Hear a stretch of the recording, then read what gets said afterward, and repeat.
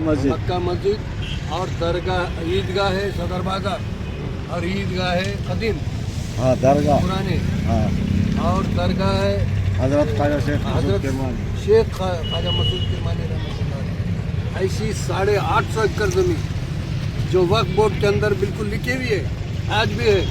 और ये कायदा है कि अगर वक्फ बोर्ड में वो लिखी हुई है तो वो ज़मीन बिल्कुल उनको मिलना चाहिए। और वो ज़मीन के अगर इन्हों हाई कोर्ट में जाकर और उसको उसकी वक्त यानी वो मस्जिदुल खिदमत को मददमाज बनाते हैं तो ये सबसे बुरी बात है। मददमाज वो हो नहीं सकती क्योंकि वो मस्जिदुल खिदमत है। जब तक के उस इंस्टीट्यूट की खिदमत, मस्जिद की और दरगाह की और जितने आस्थाने हैं उनकी जब तक के खिदमत नहीं करेंगे, उसका माल, वो ज़मीन का माल कोई नहीं खाएगा। वो ज़मीन का माल वही खाएगा जो मस्जिद के अंदर वहाँ खिदमत करते हैं। तो वहाँ की मस्जिदों की खिदमत और ख्वाजा मसूद किरमानी की खिदमत और दूसरे इंस्टीट्यूट की खिदमत, ये सारी खिदमत मुसलमान करते हैं। और ये मुसलमानों के कब्ज़े में ज़मीन नहीं है। यहाँ के बड़े बड़े माफिया जैसे यहाँ के डॉक्टर लोहिया होकर गए, उनके कब्ज़े में, तो आज भी उनके बच्चे उसके ऊपर उसके मज़े उड़ा रहे हैं। उस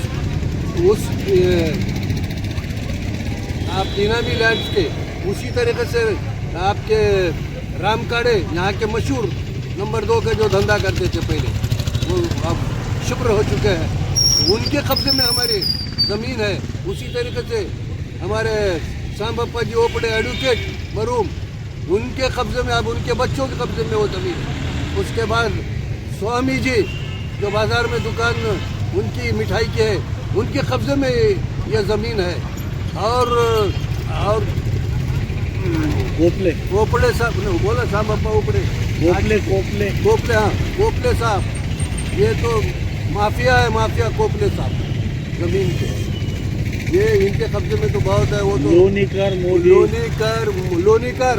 लोनीकर के कब्जे में अगर कोई पाकिस्तान को जाता है, वो ईवीक्यू प्रॉपर्टी जिसकी 50 एकड़ ज़मीन है, वो 80 एकड़ है, वो ईवीक्यू प्रॉपर्टी नहीं है।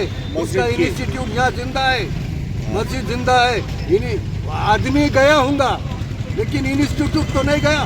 फिर इंस्टीट्यूट की ज़मीन तुमने कैसे क्या हथिया लिया इसको वो कर। तो ये जो गैर कानूनी काम गवर्नमेंट ने मिलकर करी है, ये बिल्कुल गवर्नमेंट और ये भूमाफिया लोगों ने मिलकर जो इस पर गलत यानी फ़ायदे का इस्तेमाल कर जो ज़मीनों को हड़प लिया है मुसलमानों की। आज मुसलमान बेकार हो चुके हैं, अब आज परेशान है, कहीं बेवा है, यतीम है, न खाने को उनके घरों को कुछ है, न उनके पास ज़मीन है, 1 इंच तक ज़मीन नहीं है। तो ऐसी हालत में उनकी बेवा है, कई औरतें बेवा है, कई बच्चियाँ बिल्कुल शादी के लिए बैठी हुई है, कई बच्चों को तालीम के लिए पैसा नहीं है। ये सारी ज़मीन पर ये लोग काबूज, ये हमारे हिंदू भाई अम्बे जोगई के पूरे लोग काबूज बैठे हैं। तो मैं कहूँगा इन भाइयों से कि ये ज़मीन उन्होंने वापस कर देना चाहिए, मुसलमानों को वापस कर देना चाहिए।